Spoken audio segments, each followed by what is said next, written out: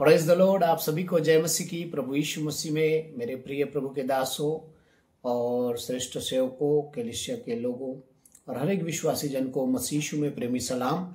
आपसे निवेदन करता हूं, हमारे चैनल को जब भी आप सुनते हैं सब्सक्राइब करें और बेल आइकन को दबाएं ताकि आपको संदेश जो है उसका सूचना सबसे पहले आपको मिल जाए। साथ ही साथ इस समय मैं आज आप लोगों को एक संदेश देने जा रहा हूं और वो संदेश है मनुष्यों के मछुआरे। प्रिय प्रभु के लोगों, हम जानते हैं कि प्रभु यीशु मसीह के प्रथम शिष्य अंद्रियास, पतरस, याकूब, यूहन्ना, ये जो उसके शिष्य बने तो वो पहले से मछुआरे थे। वो मछली पकड़ते थे और शायद उसे बेचकर जीवन यापन भी करते होंगे। अब यहाँ पर हमें सुनने को यह मिलता है कि मत्ती रचित सुसमाचार अध्याय 4 उसके 19 में यीशु ने उनसे कहा, मेरे पीछे आओ तो मैं तुम्हें मनुष्यों का पकड़ने वाला बनाऊंगा। तो यीशु मसीह जो है उन्हें मनुष्यों के मछुआरे बनाने की बात करता है, मनुष्यों को पकड़ने वाले की बात करता है, क्योंकि उससे पहले वो ठीक मछली पकड़ रहे हैं और यीशु कहता है अगर मेरे पीछे आओ तो मैं तुम्हें मनुष्यों के मछुआरे या मछली पकड़ने को छोड़कर मनुष्यों को पकड़ने वाले बनाऊंगा। तो प्रिय प्रभु के दासों और प्रभु के सेवकों और सुसमाचार सुनाने वाले हर एक लोगों के लिए आज का ये संदेश है कि प्रभु ने आपको बुलाहट दिया है कि आप जो है मनुष्यों के मछुआरे बने। और मनुष्यों की मछुआरे बनने के विषय में और एक मछली पकड़ने वाले के विषय में जब हम ध्यान से अध्ययन करें तो हमें 4 बातें सीखने को मिलेगी। पहली बात, पतरस, यूहन्ना, याकूब ये सब जो है मछली पकड़ने वाले थे और इनके जीवन में पहली बात थी कि कौशलतापूर्ण जीवन, स्किलफुलनेस इसको अंग्रेजी में बोलते हैं। तो उनके जीवन में कौशलता थी। कैसे कौशलता थी? वो जाल किस प्रकार फैलाना है, कहां फैलाना है, कैसे फैलाना है, अगर कहीं जाल फट जाए तो कैसे सुधारना है, जाल को किस प्रकार सुखाया जाना है, कैसे साफ करना है, सब कुछ उनके जीवन में था। तो एक मछली पकड़ने वाले के जीवन में जाल को कहाँ फैलाना है, कैसे फैलाना है, कब फैलाना है, किस जगह फैलाना है, कैसे उसमें सुधार करना है, क्या जो है उसमें जो है उस जाल में फटा है या फंसा है तो उसको निकालना है, सिलाई करना है, सब उसके जीवन में कुशलता होती है।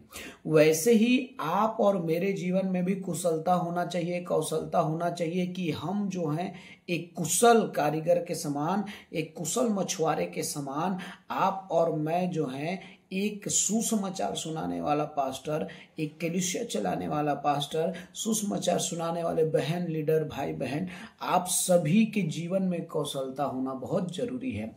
किसको कब सुसमाचार सुनाना है, कैसे सुनाना है, कहाँ सुनाना है, अगर कोई टूट है उसके जीवन में तो उसे किस प्रकार के सिलाई करना है, क्या सुधार करना है, उसके जीवन में क्या फंसा है, क्या अटकी बात है, उसको निकाल कर सुसमाचार सुनाना, जाल को सुखाना, उसे तैयार करना, मोड़ना, सब हमें आना चाहिए। ठीक इसी रीति से सुसमाचार सुनाने के विषय में भी, कलीसिया चलाने के विषय में भी आपके जीवन में कुशलता होना बहुत जरूरी है। अगर ऐसा नहीं है तो कभी भी आपका जाल फट सकता है और आपकी मछलियां बाहर जा सकती हैं।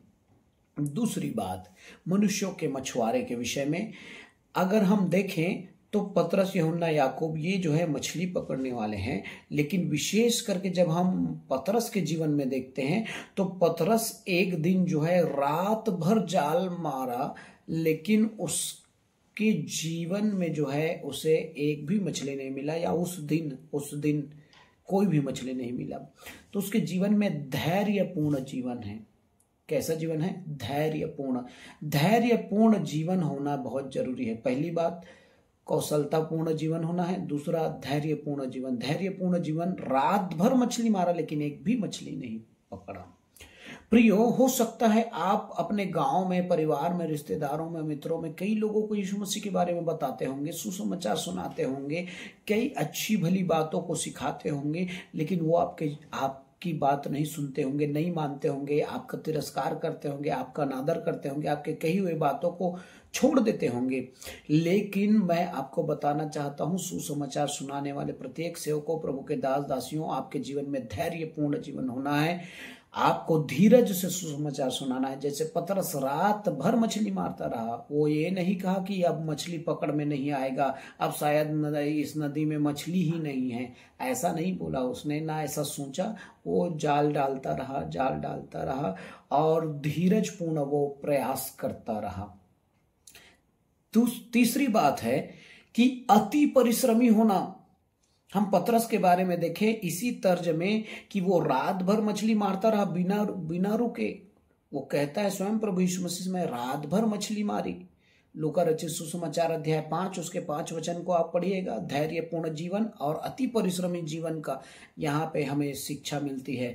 वो रात भर जाल डालता रहा, वो परिश्रम करता रहा और वो रुका नहीं। प्रियो, तो आपको सुसमाचार सुनाना है और लगातार उसके लिए परिश्रम करना है, मेहनत करना है, दुख उठाना है, खर्च करना है। कई बार आपके बहुत सारे पैसे खर्च होंगे, आपकी कमाई जा सकती है, आपकी खेती बाड़ी का धन खत्म हो सकता है, क्योंकि आप यात्रा करेंगे, कई परिवारों में कई लोगों के यहाँ जाएंगे। हो सकता है आपको कोई दान भेंट ना दे, लेकिन आपको परिश्रम करना छोड़ना नहीं। कई पास्टर कहते हैं वहां मैं जाता हूँ, इतने दूर से जाता हूँ, मुझे पेट्रोल का भी पैसा नहीं बनता है, तो मैं नहीं जाऊंगा। हाँ, हो सकता है आप जो है ऐसा आपके साथ हो रहा होगा, लेकिन आपको परिश्रम करना नहीं छोड़ना है। कुछ मिले या ना मिले, परिश्रम करते रहना है। लास्ट और अंतिम बात, 5 अध्याय लूका रचित सुसमाचार 7वें पद में हम पढ़ते हैं कि वहां पर जब यीशु मसीह ने कहा गहराई में जाल डाल, तो वो गहराई में जाल डाला और बहुत सारी मछलियां पकड़ ली। इतनी मछलियां कि नाव भरने पर थी, जाल फटने पर थी, लिखा है। तब उसने साथियों की मदद ली। उसने यूहन्ना याकूब को भी बुलाया, आओ और मछली को हमारे साथ पकड़ो। प्रिय प्रभु के लोगों, आप और मैं, हम पासबान हैं, सेवा करने वाले लोग हैं। कई बार हम आपस में झगड़ा करते हैं, लड़ते हैं, ये मेरा गांव है, वो आपका इलाका है, ये मेरा इलाका है, और ऐसे करके हम आपस में कई बातों में फंस जाते हैं। नहीं, हमें मिलकर